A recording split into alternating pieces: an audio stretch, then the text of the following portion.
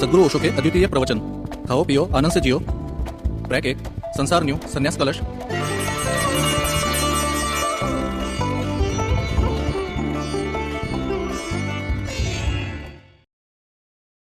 पहला प्रश्न,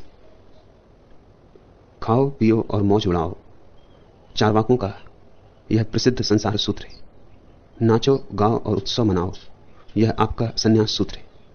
संसार सूत्र और संन्यास सूत्र के भेद को कृपा करके हमें समझाएं। नरेंद्र, खाओ पियो और मौज उड़ाओ चारवाकों के लिए यह साधन नहीं है, साध्य है। बस इस पर ही पर समाप्ति है, इसके पार कुछ भी नहीं है। जीवन इतने में ही पूरा हो जाता है। इसलिए तो उनको चारवाक नाम मिला। यह शब्द समझने जैसा है। चारवाक बना है चारु वाक से। चारु वाक का अर्थ होता है प्यारे वचन, प्रीतिकर वचन। अधिकतम लोगों को यह प्रीतिकर लगा कि बस खाओ पियो मौज उड़ाओ, इसके पार कुछ भी नहीं। 100 में से 99 लोग चारवाक के अनुयायी हैं। चाहे वे मंदिर जाते हों, मस्जिद जाते हों, गिरजा जाते हों, इससे भेद नहीं पड़ता। हिंदू हो, मुसलमान हो, ईसाई हो, इससे भेद नहीं पड़ता। जिंदगी उनकी चारवाक की ही है। खाना पीना और मौज उड़ाना, यही उनके जीवन की परिभाषा है। कहें चाहे ना कहें। जो कहते हैं वे तो शायद ईमानदार हैं, जो नहीं कहते हैं वे बड़े बेईमान हैं। उन नहीं कहने वालों के कारण ही जगत में पाखंड है। मैं कल ही एक संस्मरण देख रहा था। महात्मा गांधी ने पंडित जवाहरलाल नेहरू के पिता पंडित मोतीलाल नेहरू को एक पत्र लिखा, क्योंकि उन्हें खबर मिली कि मोतीलाल नेहरू सभा समाज में, क्लब में लोगों के सामने शराब पीते। तो पत्र में उन्होंने लिखा कि अगर पीनी ही हो तो कम से कम अपने घर के एकांत में तो पिए। भीड़ भाड़ में लोगों के सामने पीना यह शोभा नहीं देता। मोतीलाल नेहरू ने जो जवाब दिया वह बहुत महत्वपूर्ण है। मोतीलाल नेहरू ने कहा, आप मुझे पाखंडी बनाने की चेष्टा ना करें। जब मैं पीता ही हूं तो क्यों घर में छिपके पीऊं? जब पीता ही हूं तो लोगों को जानना चाहिए कि मैं पीता हूं। जिस दिन नहीं पीऊंगा उस दिन नहीं पीऊंगा। आपसे ऐसी आशा न थी कि आप ऐसी सलाह देंगे। अब इन दोनों में महात्मा कौन है? इसमें मोतीलाल नेहरू ज्यादा ईमानदार आदमी मालूम होते, इसमें महात्मा गांधी ज्यादा बेईमान मालूम होते। महात्मा गांधी की मानकर ही तो सारा मुल्क बेईमान हुआ जा रहा है। बाहर कुछ भीतर कुछ। घर में लोग शराब पी रहे हैं और बाहर शराब के विपरीत व्याख्यान दे रहे हैं। संसद में शराब के विपरीत नियम बना रहे हैं वही लोग जो घरों में छिपके शराब पी रहे हैं। एक चेहरा छिपाने का, एक चेहरा बताने का। दिखाने के दांत कुछ और, काम में लाने के दांत कुछ और। लोगों को गौर से देखो, तुम ना तो किसी को हिंदू पाओगे, ना किसी को मुसलमान, ना जैन, ना बौद्ध। तुम सबको चारवाकवादी पाओगे। फिर ये हिंदू जैन मुसलमान भी जिस स्वर्ग की आकांक्षा कर रहे हैं वह आकांक्षा बड़ी चारवाकवादी है। मुसलमानों की बहिश्त में शराब के झरने बहते। बेचारा चारवाक तो यहीं की छोटी मोटी शराब से राजी है। कुल्हड़ कुल्हड़ पियो उससे राजी है। मगर बहिश्त के फरिश्ते कहीं कुल्हड़ों से राजी होते? झरने बहते, जी भर के पियो, डुबकी मारो, तैरो शराब में, तब तृप्ति होगी। बहिश्त में सुंदर स्त्रियां उपलब्ध हैं, ऐसी सुंदर स्त्रियां जैसी यहां उपलब्ध नहीं। यहां तो सभी सौंदर्य कुंभला जाता है। अभी खिला फूल सांझ कुंभला जाएगा, अभी खिला सांझ पखरियां गिर जाएंगी। यहां तो सब क्षणभंगुर है। तो जो ज्यादा लोभी हैं और ज्यादा कामी हैं उन्होंने स्वर्ग की कल्पना की। वहां स्त्रियां सदा सुंदर होती, कभी वृद्ध नहीं होती। तुमने कभी किसी बूढ़े देवता या बूढ़ी अप्सरा की कोई कहानी सुनी? उर्वशी की कहानी को लिखे हो गए हजारों साल, उर्वशी अब भी जवान है। स्वर्ग में स्त्रियों की उम्र बस 16 साल पर ठहरी सो ठहरी, उसके आगे नहीं बढ़ती, सदियां बीत जाती। ये किन की आकांक्षाएं? चूंकि मुसलमान देशों में समलैंगिकता का खूब प्रचार रहा है, इसलिए बहिश्त में भी उसका इंतजाम है। वहां सुंदर स्त्रियां ही नहीं, सुंदर छोकरे भी उपलब्ध हैं। ये किनका स्वर्ग है? ये किस तरह के लोग? इनको तुम धार्मिक कहते हो? और हिंदुओं के स्वर्ग में कुछ भेद नहीं, विस्तार के भेद होंगे, मगर वही आकांक्षाएं, वही अभिलाषाएं। हिंदुओं के स्वर्ग में कल्पवृक्ष है जिसके नीचे बैठते ही सारी इच्छाओं की तत्क्षण तृप्ति हो जाती। तत्क्षण, एक क्षण भी नहीं जाता। इतना भी धीरज रखने की जरूरत नहीं है वहां। यहां तो अगर धन कमाना हो वर्षों लगेंगे, फिर भी कौन जाने कमा पाओ ना कमा पाओ। एक सुंदर स्त्री को पाना हो, एक सुंदर पुरुष को पाना हो, 1000 बाधाएं पड़ेंगी। सफलता कम, असफलता ज्यादा निश्चित है। लेकिन स्वर्ग में कल्प वृक्ष के नीचे भाव उठा कि तत्क्षण पूर्ति हो जाती है। मैंने सुना है एक आदमी भटकता हुआ भूला चुका कल्प वृक्ष के नीचे पहुंच गया। उसे पता नहीं कि कल्प वृक्ष है। थका मांदा था तो लेट की इच्छा थी थोड़ा विश्राम कर ले। मन में ऐसा ख्याल उठा कि काश इस समय कहीं कोई सराय होती, थोड़ा गद्दी तकिया मिल जाता। ऐसा उसका सोचना था कि तत्क्षण सुंदर सैया गद्दी तकिए अचानक प्रकट हो गए। वो इतना थका था कि उसे सोचने का भी मौका नहीं मिला। उसने ये भी नहीं सोचा कि ये कहां से आए, कैसे आए। अचानक गिर पड़ा बिस्तर पर और सो गया। जब उठा ताजा स्वस्थ थोड़ा हुआ, सोचा कि बड़ी भूख लगी, कहीं से भोजन मिल जाता। ऐसा सोचना था कि भोजन के थाल आ गए। भूख इतने जोर से लगी थी कि अभी भी उसने विचार न किया कि सब घटना कैसे घट रही। भोजन जब कर चुका तब जरा विचार उठा। नींद से सुस्ता लिया था, भोजन से तृप्त हुआ था। सोचा कि मामला क्या है, कहां से यह बिस्तर आया। मैंने तो सिर्फ सोचा था। कहां से यह सुंदर सुस्वादु भोजन आया, मैंने तो सब सोचा था। आसपास कहीं भूत प्रेत तो नहीं कि भूत प्रेत चारों तरफ खड़े हो गए। घबराया, कहा कि अब मारे गए। बस उसी में मारा गया। कल वृक्ष के नीचे तत्क्षण समय का व्यवधान नहीं होता। ये किन्ने बनाए होंगे कल वृक्ष? कामियों ने। ये चार्वाकवादियों की आकांक्षाएं। साधारण चार्वाकवादी, साधारण नास्तिक तो इस पृथ्वी से राजी है, लेकिन असाधारण चार्वाकवादी हैं। उनको ये पृथ्वी काफी नहीं, उन्हें स्वर्ग चाहिए, बहिष्ठ चाहिए, कल वृक्ष चाहिए। अलग अलग धर्मों के अगर स्वर्गों की तुम कथाएं पढ़ोगे तो तुम चकित हो जाओगे। उनके स्वर्ग में वही सब कुछ है जिसका वे धर्म यहां विरोध कर रहे। वही सब, जरा भी फर्क नहीं। यहां कैबरे नृत्य का विरोध हो रहा है और इंद्र की सभा में कैबरे नृत्य के सिवा कुछ नहीं हो रहा है। और उसी इंद्रलोक में जाने की आकांक्षा है। उसके लिए लोग धुनी रमाए बैठे, तपश्चर्या कर रहे हैं, सिर के बल खड़े, उपवास कर रहे हैं। सोचते हैं कि 4 दिन की जिंदगी है, इसे तो दांव पे लगा के तपश्चर्या करके एक बार पालो स्वर्ग तो अनंतकालीन। तुम्हें वे नासमझ समझते क्योंकि तुम क्षणभंगुर के पीछे पड़े हो। स्वयं को समझदार समझते क्योंकि वे शाश्वत के पीछे पड़े। तुमसे वे बड़े चार्वाकवादी। खाओ पियो और मौज उड़ाओ, यही उनके जीवन का लक्ष्य भी है। यही नहीं, आगे भी, परलोक में भी। उनके परलोक की कथाएं तुम पढ़ो तो वृक्ष है वहां जिनमें सोने और चांदी के पत्ते और फूल हीरे जवाहरातों के। ये किस तरह के लोग हैं? हीरे जवाहरातों, सोने चांदी को यहां गालियां दे रहे हैं और जो उनको छोड़ के जाता है उसका सम्मान कर रहे हैं। और स्वर्ग में यही मिलेगा। जो यहां छोड़ोगे वही अनंत गुना वहां मिलेगा। तो जो यहां छोड़ता है अनंत गुना पाने को छोड़ता है, और जिसमें अनंत गुना पाने की आकांक्षा है वो क्या खाक छोड़ता है? यहां 100 में 99 व्यक्ति चार्वाकवादी हैं। इसलिए चार्वाकों को दिया गया शब्द बड़ा सुंदर। धार्मिक पंडित पुरोहित तो उसका कुछ और अर्थ करते हैं, वो अर्थ भी ठीक है। वो तो कहते हैं कि चरने चराने में जिनका भरोसा है वो चार्वाक। लेकिन मूल शब्द चारुवाक से बना है, मधुर शब्द जिनके शब्द सबको मधुर है। चार्वाकों का एक और नाम है लोकायत। वह भी बड़ा प्रीतिकर नाम है। लोक को जो भाता है वह लोकायत। अधिक लोगों को जो प्रीतिकर लगता है वह लोकायत। लोक के हृदय में जो समाविष्ट हो जाता है वह लोकायत।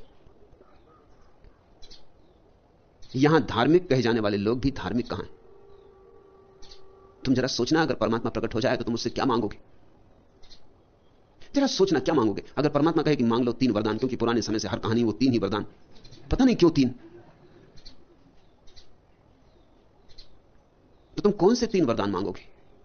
किसी को बताने की बात नहीं, मन में ही सोचना, और तुम्हें पक्का पता चल जाएगा कि तुम भी चार्वाकवादी हो। तुम्हारे 3 वरदानों में चार्वाक की सारी बात आ जाएगी। धर्म के नाम पर लोगों ने एक आवरण तो बना लिया है पाखंड का, और भीतर वे वही है जिसकी वे निंदा कर रहे हैं।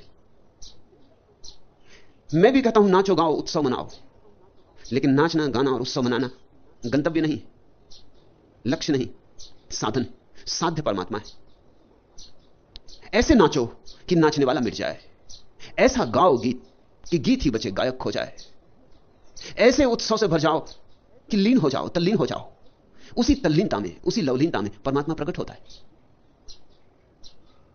मैं तुमसे ये नहीं कहता कि खाओ भी मत, पियो भी मत, मौज भी मत उड़ाओ। मैं कहता हूं खाओ पियो मौज करो, परमात्मा इसके विपरीत नहीं है, लेकिन इतने पर समाप्त मत हो जाना। चार्वाक सुंदर है मगर काफी नहीं। सीढ़ी बनाओ चार्वाक की, मंदिर की सीढ़ी का पत्थर चार्वाक से बनाओ, लेकिन मंदिर में जाना है, मंदिर के देवता से मिलन करना है। और वह देवता उन्हीं को मिल सकता है जो उत्सवपूर्ण है, जिनके भीतर गीत की गूंज है, जिनके होठों पर आनंद की बांसुरी बज रही है, जिन्होंने पैरों में घुंघर बांधे भजन के, अर्चन के, जिनकी आंखें चांतारों पर टिकी हैं, जो रोशनी के दीवाने, तमसो मां ज्योतिर्गमे, जिनकी एक ही प्रार्थना है कि हे प्रभु ज्योति की तरफ ले चल, अस्तो मां सदगमे, असत से सत की तरफ ले चल, जिनके प्राणों में बस एक ही अभीप्सा है मृत्योर मां अमृत गमे, मृत्यु से अमृत की तरफ ले चल। कितनी बार बनाया, कितनी बार मिटाया, यह खेल बहुत हो चुका। अब मुझे शाश्वत में लीन हो जाने दे, विलीन हो जाने दे। अब मैं थक गया हूं होने से। यह सुंदर है तेरा जगत, यह खाना पीना मौज उड़ाना, यह सब ठीक, मगर बचकानी है ये बातें। अब मुझे इनके ऊपर उठा। बच्चों को खिलौना से खेलने दो, लेकिन कभी बचकानेपन से ऊपर उठोगे या नहीं? और बच्चों के खिलौने भी मत तोड़ो, ये भी मैं नहीं कहता उनके खिलौने तोड़ दो। जिस दिन वे प्रौढ़ होंगे तब वे स्वयं ही खिलौनों को छोड़ देंगे। तो मेरी बात में और चारवाक की बात में बड़ा भेद है। चारवाक कहता है यही लक्ष्य, मैं कहता हूं यह साधन। चारवाक कहता है इसके पार कुछ भी नहीं, मैं कहता हूं इसके पार सब कुछ। हां, एक बात में मेरी सहमति है कि मैं चारवाक का विरोधी नहीं, क्योंकि जो चारवाक के विरोधी हैं वो सिर्फ तुम्हें पाखंडी बनाने में सफल हो सके, और मैं तुम्हें पाखंडी नहीं बनाना चाहता। मैं तुम्हारे जीवन को दो हिस्सों में नहीं बांटना चाहता कि घर के भीतर कुछ और घर के बाहर कुछ और। मैं तुम्हें एक रंग देना चाहता हूं, ऐसा रंग जो सब तरफ सब जगह काम आए। मैं तुम्हें जीवन की एक शैली देना चाहता हूं जिसमें पाखंड की गुंजाइश ही ना हो। तो मैं चारवाक के पक्ष में हूं, क्योंकि चारवाक के जो विपरीत है वे पाखंड के समर्थक हो जाते। लेकिन मैं चारवाक पर समाप्त नहीं होता हूं, सिर्फ चारवाक पर शुरू होता हूं। चारवाक के लिए सन्यास जैसी तो कोई चीज है ही नहीं, माया है, झूठ है, असत्य, ब्राह्मणों की जालसाजी। चारवाक के लिए सन्यास जैसी बात तो सिर्फ धूर्तों का जाल है। मेरे लिए सन्यास जीवन का परम सत्य, परम गरिमा है। चारवाक के लिए संसार सत्य है, सन्यास झूठ है। जो चारवाक विरोधी हैं, तथाकथित धार्मिक आस्तिक, उनके लिए संसार माया है और सन्यास सत्य है। मेरे लिए दोनों सत्य है, और दोनों सत्यों में कोई विरोध नहीं। संसार परमात्मा का ही व्यक्त रूप है, और परमात्मा सन्यास संसार की ही अव्यक्त आत्मा है। मैं तुम्हें एक अखंड दृष्टि देना चाहता हूं जिसमें कुछ भी निषेध नहीं। मैं तुम्हें एक विधायक धर्म देना चाहता हूं जिसमें संसार को भी आत्मसात कर लेने की क्षमता है, जिसकी छाती बड़ी है, जो संसार को भी पी जा सकता है, और फिर भी जिसका संन्यास खंडित नहीं होगा, जो बीच बाजार में संन्यास्त हो सकता है, जो घर में रह के अग्रही हो सकता है, जो संसार में होकर भी संसार का नहीं होता। तो एक अर्थ में मैं चारवाक से सहमत और एक अर्थ में सहमत नहीं। इस अर्थ में सहमत हूं कि चारवाक बुनियाद बनाता है जीवन की, लेकिन अकेली बुनियाद से क्या होगा? मंदिर बनेगा नहीं तो बुनियाद व्यर्थ है। और तुम्हारे तथाकथित साधु संत मंदिर तो बनाते हैं लेकिन बुनियाद नहीं लगाते। उनके मंदिर थोथे होते, कभी भी गिर जाएंगे, गिरे ही हैं। अब गिरे तब गिरे क्योंकि जिनकी कोई नींव नहीं है, उन मंदिरों का क्या भरोसा? उनमें जरा संभल के जाना, कहीं खुद गिरे और तुम्हें भी ना ले डूबे। मैं एक ऐसा मंदिर बनाना चाहता हूं जिसमें संसार की भौतिकता नींव बनेगी और संन्यास और परमात्मा की गरिमा मंदिर बनेगी। मैं तुम्हें एक ऐसी दृष्टि देना चाहता हूं जिसमें किसी भी चीज का विरोध नहीं है, सभी चीज का अंगीकार है। और एक ऐसी कला, रूपांतरण का एक ऐसा रसायन देना चाहता हूं जिसमें हम पत्थर में भी परमात्मा की मूर्ति खोजने में सफल हो जाएं और जहर को अमृत बनाने में सफल हो जाएं। यह हो सकता है। और जब तक यह नहीं होगा, इस पृथ्वी पर दो ही तरह के लोग होंगे, जो ईमानदार होंगे वो चारवाकवादी होंगे, जो बेईमान होंगे वो आस्तिक होंगे, धार्मिक होंगे। यह कोई अच्छे विकल्प नहीं कि ईमानदार आदमी को तो चारवाकवादी होना पड़े और धार्मिक आदमी को बेईमान होना पड़े। यह कोई अच्छे विकल्प नहीं। हमने दुनिया को चुनने के लिए कोई ठीक ठीक राह नहीं दी। मैं तीसरी ही बात कर रहा हूं। मैं कहता हूं बिना बेईमान हुए धार्मिक हुआ जा सकता है, लेकिन तब चारवाक को अंगीकार करना होगा। तब चारवाक को इंकार नहीं किया जा सकता। खाना पीना और मौज जीवन की स्वाभाविकता है। जिन ऋषियों ने कहा अन्नम ब्रह्म, उन्होंने यह समझा होगा तभी कहा। अन्न को जो ब्रह्म कह सके, सोचकर कहा होगा, अनुभव से कहा होगा। अन्न को ब्रह्म कहने का क्या अर्थ हुआ? इसका अर्थ हुआ कि भोजन में भी उसको ही अनुभव करना, स्वाद में भी उसका ही स्वाद लेना। यही चारवाक को बदलने की कीमिया हुई। खाओ तो उसे, पियो तो उसे, मौज मनाओ तो उसके आसपास, वह न भूले। और परमात्मा को हमने कहा रस रूप रसो वैसा। और क्या चाहिए? वही रस है। उस रस का प्रमाण दो। तुम्हारी आंखों में उसकी रसधार बहे, तुम्हारे प्राणों में उसका रसगीत गूंजे, तुम्हारा व्यक्तित्व उसके रस की झलक दे, प्रमाण बने। इसलिए कहता हूं नाचो, गाओ, उत्सव मनाओ। इसलिए कहता हूं कि परमात्मा की तरफ जब जा ही रहे हो तो रोते रोते क्यों जाना? जब हंसते हुए जाया जा सकता है तो रोते हुए क्यों जाना? और अगर रो भी तो तुम्हारे आंसू भी तुम्हारे आनंद के ही आंसू होने चाहिए। जलो भी तो उसकी आग में जलना। और जब उसकी आग में कोई जलता है तो आग भी बड़ी शीतल होती। और जब उसकी आग में कोई जलता है तो आग भी जलाती नहीं, केवल निखारती।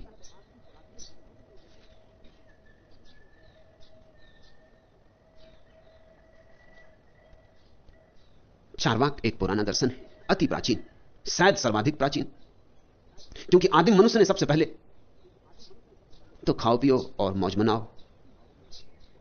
इसकी ही खोज की होगी। परमात्मा की खोज तो बहुत बाद में हुई होगी। परमात्मा की खोज के लिए तो एक परिष्कार चाहिए। परमात्मा की खोज तो धीरे धीरे जब हृदय शुद्ध हुआ होगा, कुछ लोगों की हृदय तंत्री बजी होगी, तब हुई होगी। चारवाक आदिम दर्शन, सनातन धर्म से सारी बातें बाद में आई होंगी। चारवाक को बुनियाद बनाओ, क्योंकि जो सनातन है और जो तुम्हारे भीतर छिपा है, जो तुम्हारी बुनियाद में पड़ा है, उसको इंकार करके तुम कभी संपूर्ण ना हो पाओगे। उसको इंकार करोगे तो तुम्हारा ही एक खंड टूट जाएगा, तुम अपंग हो जाओगे। और अपंग व्यक्ति परमात्मा तक नहीं पहुंचता, ख्याल रखना। सर्वांग होना होगा। तुम्हें अपनी सर्वांग सुंदरता में ही उसकी तरफ यात्रा करनी होगी। लेकिन लोग प्रगट में चारवाक नहीं है। अब मैं पार्लियामेंट के अनेक सदस्यों को जानता हूं जो शराबबंदी के लिए पीछे पड़े और शराब पीते हैं।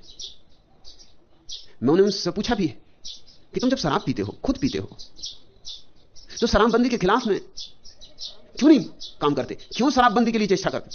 तो वो कहते हैं आखिर जनता से वोट लेने हैं या नहीं।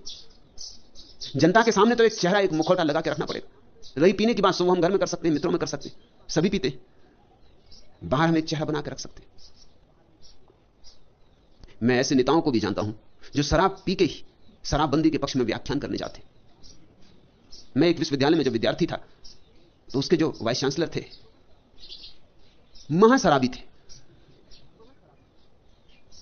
और शराबबंदी के खिलाफ व्याख्यान दिया उन्होंने। और जब व्याख्यान दिया तो वो इतना पिए हुए थे कि उनकी गांधीवादी टोपी 2 बार गिरी। पहली बार गिरी तो उन्होंने टटोल के अपने सिर पर रख ली। जब दूसरी बार गिरी, इतने नशे में थे कि उन्होंने बगल के आदमी की टोपी उतार के अपने सिर पर रख ली।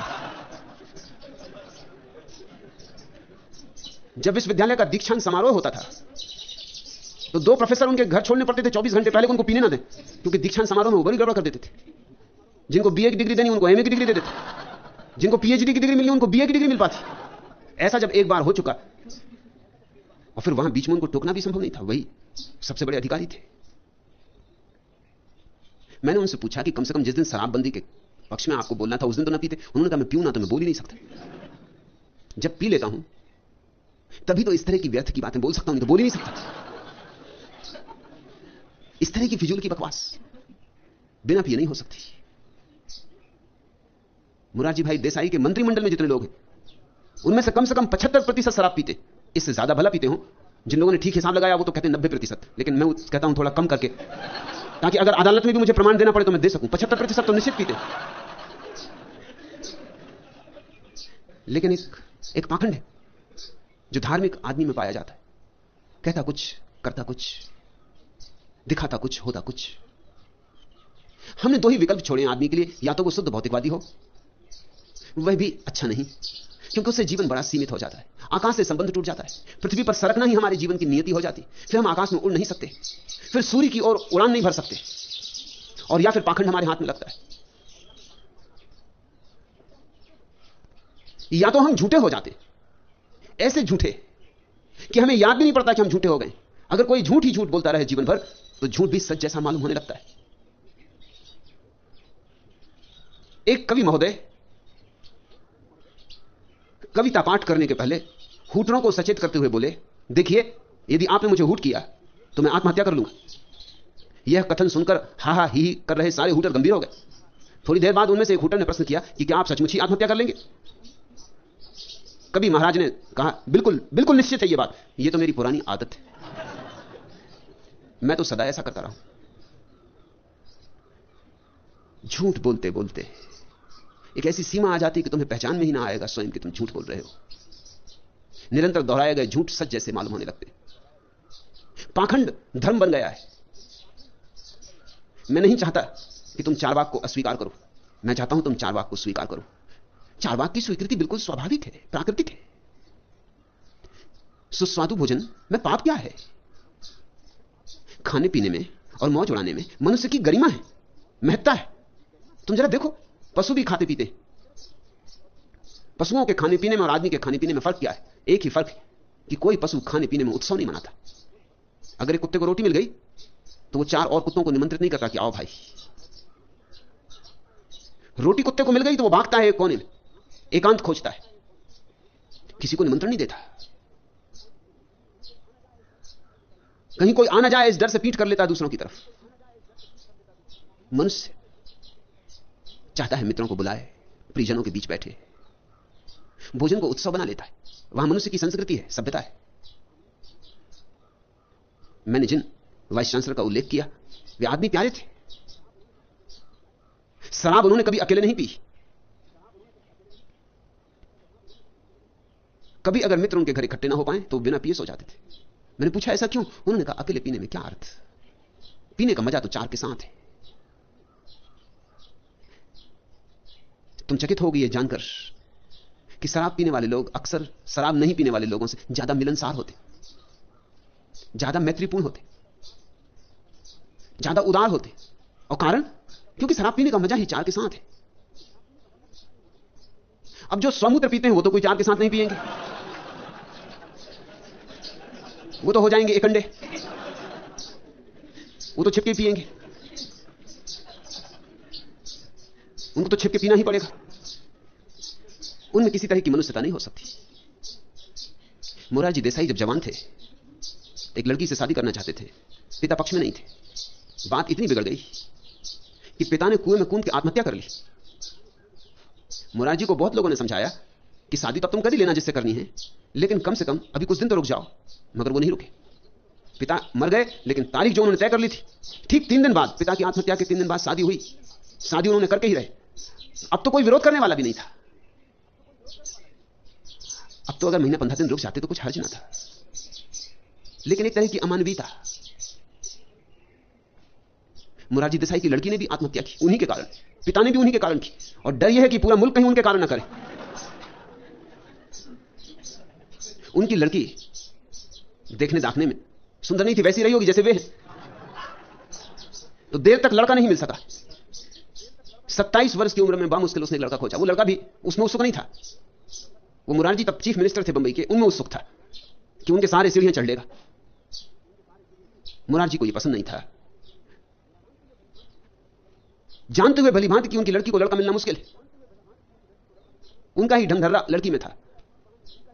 अब यह बामुश्किल मिल गया किसी बहाने सही, मगर चूंकि उन्होंने विरोध किया, लड़की ने आत्महत्या कर ली, क्योंकि उसे भविष्य में कोई आशा नहीं थी कि कोई दूसरा लड़का मिल सकेगा। जब अस्पताल में जली हुई लड़की को देखने वो गए, मरी हुई लड़की को देखने गए, तो एक शब्द नहीं बोले।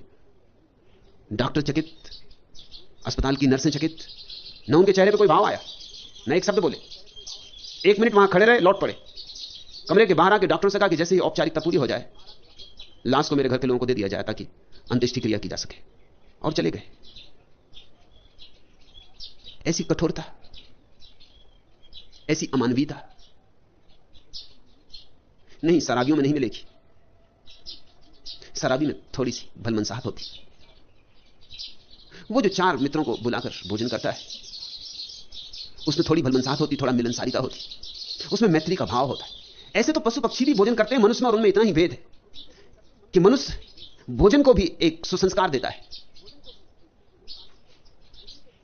टेबल है, कुर्सी है, चम्मच है,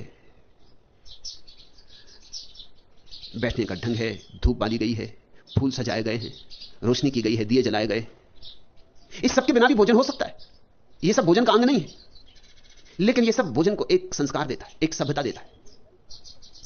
अकेले में एक कोने में बैठ के शराब पी जा सकती, लेकिन जब तुम 5 मित्रों को बुला के गपशप करके गीत गा के पीते हो तो पीने का मजा और है। चारवाक को इंकार करने के लिए मैं राजी नहीं हूं, चारवाक मुझे पूरा स्वीकार है, लेकिन चारवाक पर रुकने को भी मैं राजी नहीं। इतना ही काफी नहीं है। मिलनसार होना अच्छा, खाने पीने को संस्कार देना अच्छा, मैत्री अच्छी, मगर इतना ही पर्याप्त नहीं है। परमात्मा की तलाश भी करनी, और चारवाक में और परमात्मा की तलाश करने में मुझे कोई विरोध नहीं दिखाई पड़ता। सच तो यह है, मुझे दोनों में एक संगति दिखाई पड़ती है, एक सेतु दिखाई पड़ता है। मैं तुमसे नहीं कहता कि पाखंडी बनो, मैं तुमसे कहता हूं सच्चे रहो, जैसे हो वैसे अपने को स्वीकार करो, और इस सरलता और सहजता से ही धीरे धीरे परमात्मा की तरफ बढ़ो। परमात्मा की तरफ जाने को अकारण असहज मत बनाओ। परमात्मा तक जाने की यात्रा जितनी सहजता से हो सके उतनी सुंदर है।